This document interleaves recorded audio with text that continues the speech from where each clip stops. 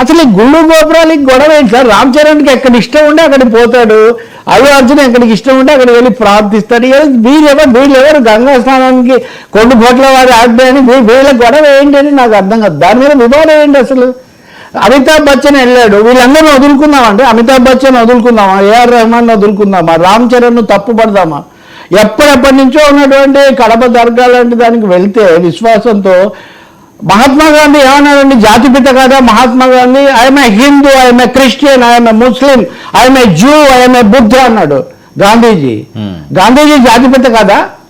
గాంధీజీ కంటే రామభక్తులు వీళ్ళు చచ్చిపోయిన హే రామ్ అనే రాసి ఉంటుంది ఆయన సమాధి మీద. కాబట్టి ఎందుకు ప్రతి వాళ్ళను గాంధీజీ దగ్గర నుంచి రామ్ చరణ్ వరకు, రహమాన్ వరకు ఎందుకు వీళ్ళు తప్పు పడుతున్నారు? సో ఉపాసన గారు మంచి మాట అన్నారు. నాకు ట్వీట్ మీరు చూడొచ్చు. Faith should unite, faith should not divide అంది ఆమె.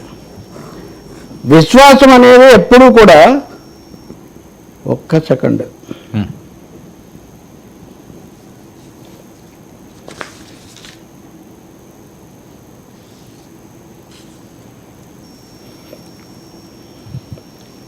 Upasana reacts to negative remarks.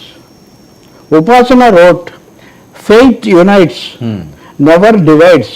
As Indians, we honor all paths to the divine. Okay. Folded hands emoji కూడా పెట్టారు అక్కడ, నమస్కారం పెట్టి. Our strength lies in unity. Great words, sir. Then I salute her actually. ఇంత మంచి మాటలు ఈ మధ్యకాలంలో ఇదిగోండి, this is her tweet. Chiranjeevi గారి కోడలు, మన తెలుగు అమ్మాయి, అలాగే అనేక సందర్భాల్లో చొరవ తీసుకుంటూ ఉంటుంది.